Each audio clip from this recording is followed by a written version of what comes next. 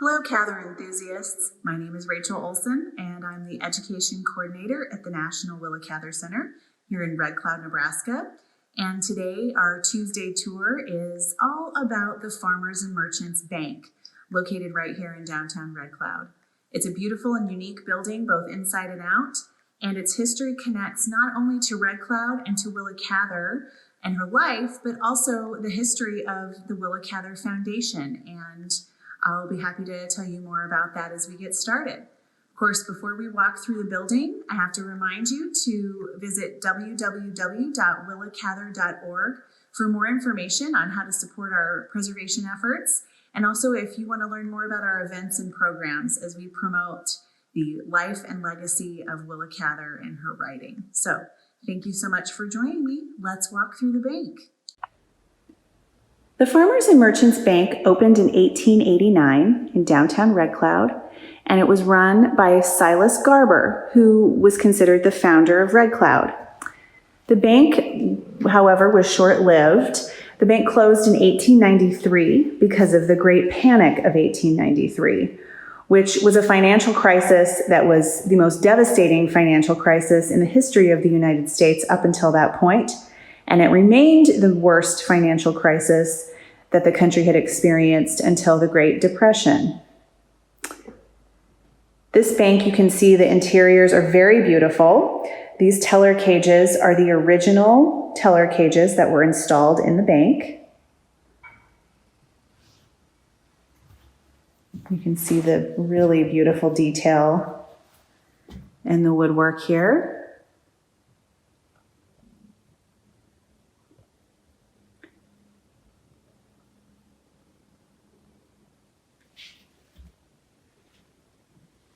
And the beautiful detail in the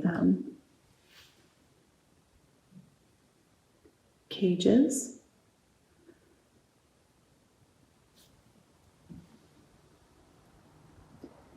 Willa Cather would have known the Garbers, and she would have attended picnics on their property. They had a grove of trees on about 5 acres that was a popular picnic spot. And Cather often said that to be in the right headspace to write, she would imagine the same feeling that she had when she was picnicking in the Garber's Grove. In a 1925 interview, Cather also described Silas Garber's wife, Lyra Garber, as loving her hair and her laugh, which made her happy down to her toes. So she had great affection for Lyra Garber. And in 1923, Cather published a novel called A Lost Lady that featured 2 main characters, Captain and Marion Forrester, who were loosely based on the Garbers. And of course, this novel was her first publication after one of ours, her Pulitzer Prize-winning novel about a Nebraska man who goes off to fight in World War I.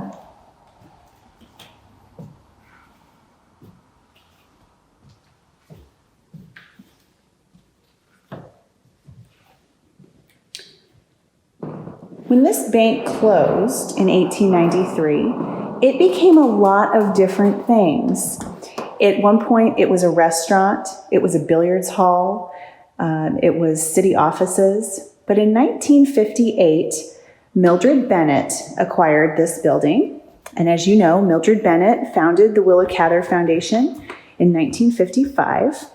And she spent about a year working on this space. And in 1959, this became the headquarters for the Willa Cather Prairie Memorial Foundation. This vault is original as well.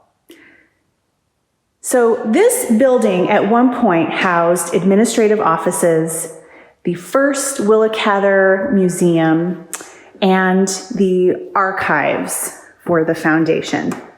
So this building has worn a lot of hats, both before it became the headquarters for the Willa Cather Foundation and after.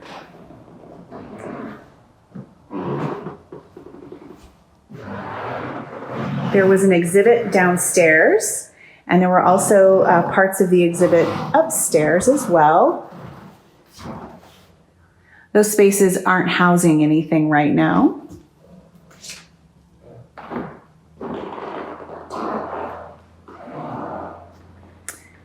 This was the headquarters for the Willa Cather Foundation until 2003, when our Opera House building was renovated and restored.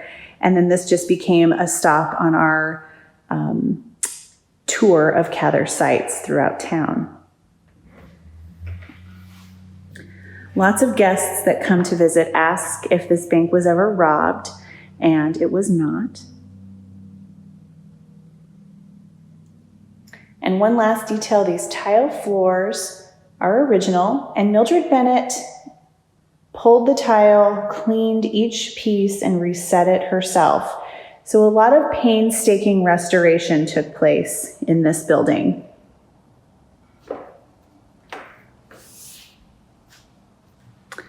And there are a couple of odds and ends in this space as well. Here we have the Turkish doll music box that belonged to Dr. Cook and is described in great detail in O Pioneers. And so it's important to remember that she wouldn't have seen this music box for a very long time before describing it. So it's a testament to how vivid her memory was.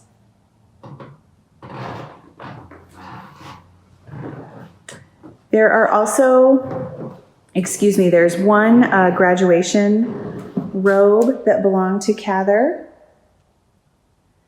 This hood and robe was for her honorary degree from the University of California at Berkeley. Cather had 9 honorary degrees, including one from Princeton. And she was the first woman to receive such a degree from Princeton.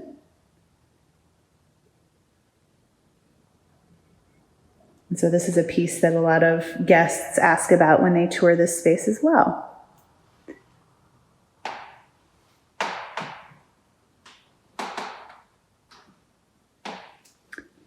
And there you have it. This is the Farmers and Merchants Bank, located in downtown Red Cloud. Stay tuned next time when we visit the Red Cloud Opera House and learn more about how that space made an impression on Willa Cather and her love of theater and the arts.